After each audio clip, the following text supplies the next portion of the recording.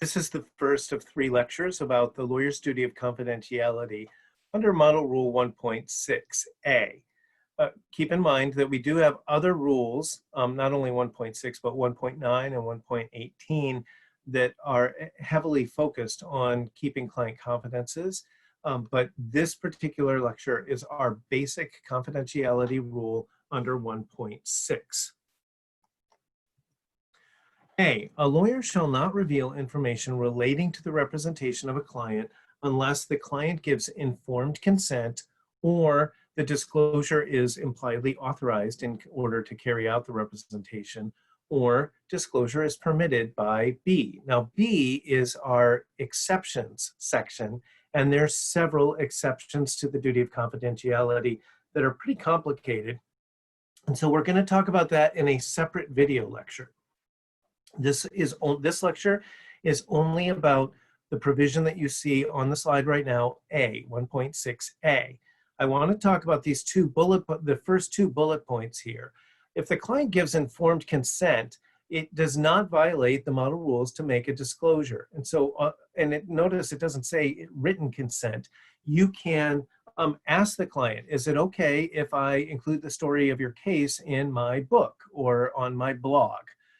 Is it okay if I talk to other people about this case or bring it up when I'm giving a talk or something like that? And if they say sure, and you've explained to them some of the consequences of this, that maybe it waives attorney-client privilege or something, and they authorize you, as long as it's an express authorization, you're fine, right? Otherwise, all information would normally have to be kept confidential, including the fact that you're even representing that client. Remember, some people want to see a lawyer and be getting regular legal advice from a lawyer and not have other people know that they've retained counsel because they feel like it will look suspicious or make them look guilty.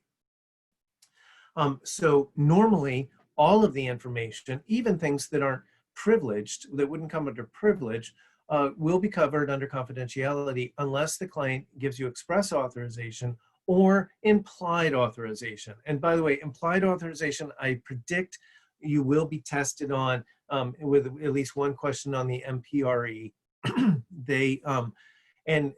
Basically, if the client hires you, let's say, to file a lawsuit or to defend them in a lawsuit, you don't even have to ask, is it okay if I reveal that I'm your lawyer or I'm representing you? If you're filing pleadings, everybody's going to know that you're going to be the attorney of record. It's going to have your name on the pleadings. Let's say you have a client who's wrapping up their employment and they hire you to negotiate a severance package with their soon-to-be former employer. Well, if they hired you to do that, obviously, the employer is going to know that you're there. You can identify yourself when you contact the employer, I am representing so-and-so, and you don't have to separately get the client's consent to that. So if it's impliedly authorized in what the client hired you to do, then it doesn't violate confidentiality for you to make the disclosure.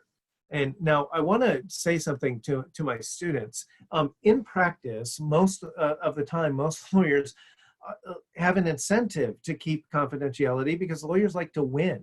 And so they don't like to give away information that could be problematic or could cost them the case or cost them a win or something like that.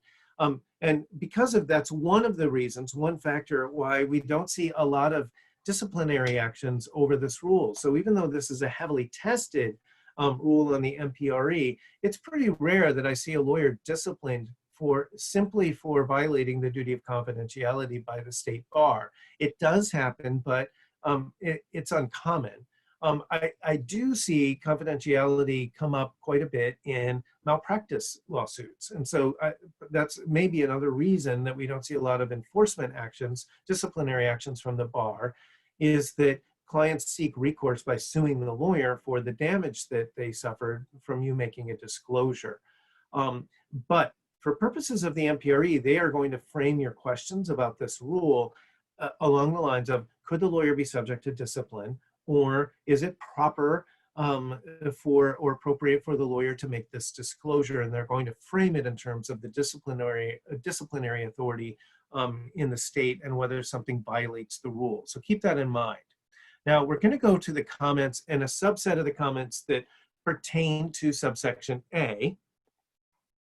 The first one notes that, comment 1, that this rule governs disclosures relating to the representation during the representation of the client. Now, you're going to see when you get to comment 20, it appears to contradict this and says that the duty of confidentiality is permanent and continues after the representation.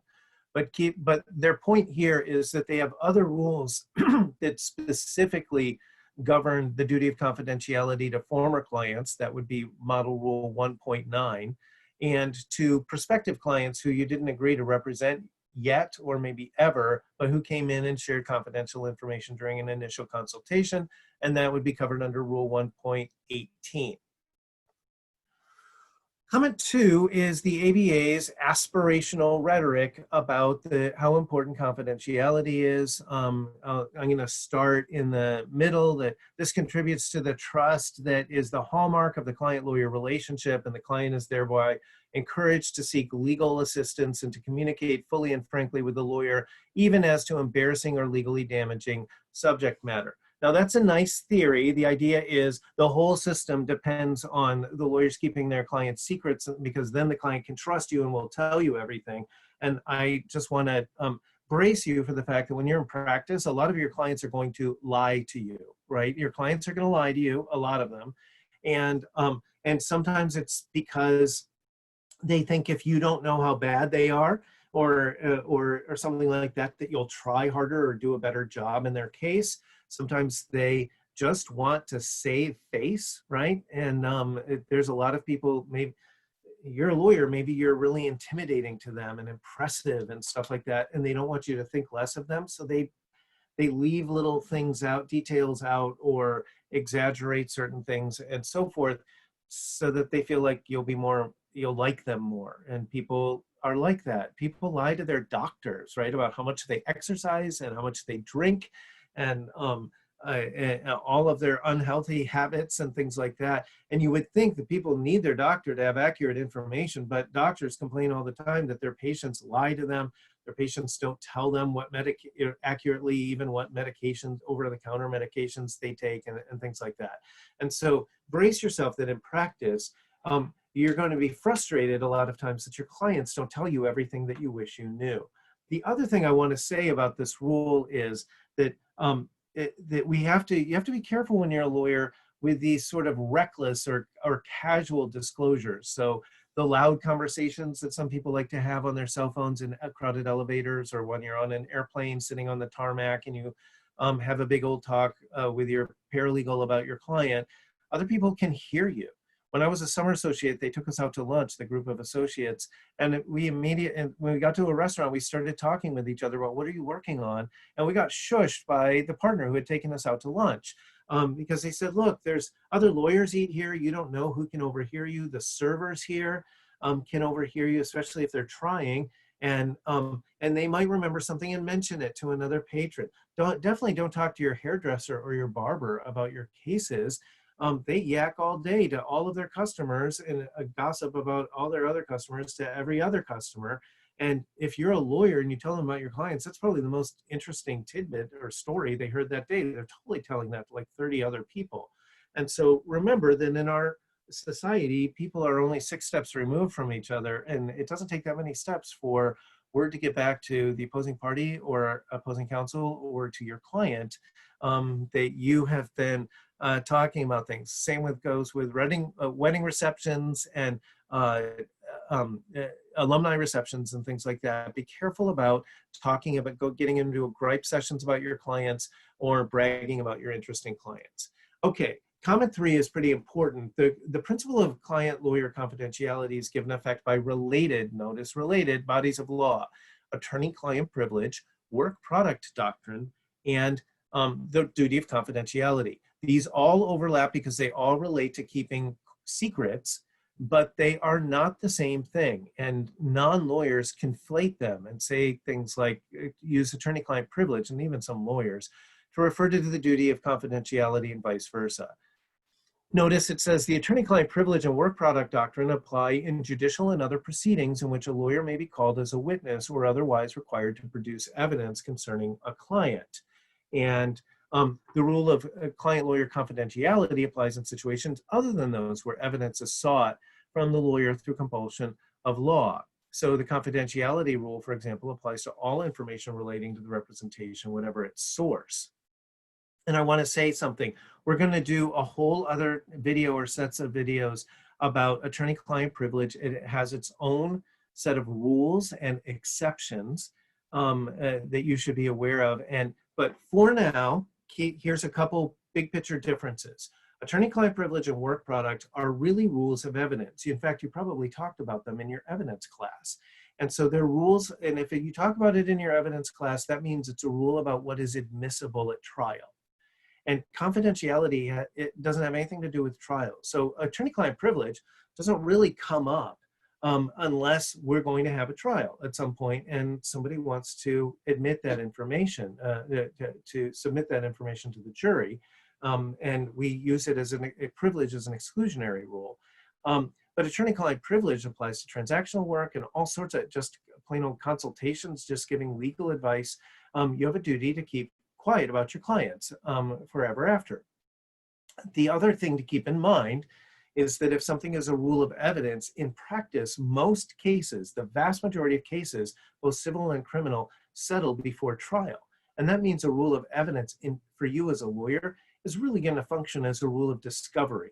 And attorney-client privilege and work product doctrine in practice are going to be a bar during the pre-trial discovery phase, when the other side wants you to produce information or answer some questions or turn over documents, and then you're going to have to assert attorney-client privilege. Do not assert the duty of confidentiality in that setting, because that's an ethical duty about you and the client and the state bar disciplinary authority. It has nothing to do with whether you do or do not have to produce this during discovery. And privilege does, and work product does. So in practice, attorney-client privilege is a discovery rule that it means that certain information is off limits for pre-trial discovery in practice. Okay, let's go back to our comments for a moment, where we don't have too many more to do. Comment 4 says, it reiterates that this prohibits you from revealing information related to the representation. And it also applies to disclosures that indirectly reveal things if it would lead to the discovery of such information. So not only are you not allowed to just straight up tell people confidential information from your client, you really can't tell people like how to find it or give them enough clues that they can piece things together and figure it all out for themselves. That still counts as violating the rule, like kind of indirectly or in a roundabout way. When you use a hypothetical, you can use hypotheticals about your clients either to ask for advice or to give an example, like when you're giving a talk as a lawyer or when you're explaining something to another client. You say, well, let me tell you, I have this other client who this. If you're going to use your clients as hypotheticals, make sure that there's no way that you're giving enough specific information to that client that people could, if they tried, figure out who you're talking about. And so you can talk in very general terms, but if you start being so specific that if they made a little bit of effort, they could figure out who this is, then you've still violated the duty of confidentiality, even maybe if you haven't used their name. There's a funny Seinfeld episode about Elaine going and talking to her rabbi about some of her problems, and he has a TV program and he starts giving a hypothetical that describes in graphic detail his whole conversation with one of the other characters, with Elaine on Seinfeld, and everybody knows who this is. And Elaine is talking about George and so forth, and to her rabbi, and that's a great example of a hypothetical that would violate the rule if he was a lawyer. Okay, an important caveat here, and this is a kind of one of these provisions that's functionally a rule. You are allowed to talk to other lawyers in your firm about about information from your clients, unless the client specifically says, don't tell any lawyers in your firm about this. But our default rule is, if anything the client tells you, you can talk to the other lawyers in your firm about it. That's good. They may need to help you with the case, or maybe somebody can give you advice. And don't forget, everybody needs to be vigilant about checking for conflicts of interest with new clients that are coming in the door, or new situations that have arisen with other clients in the firm.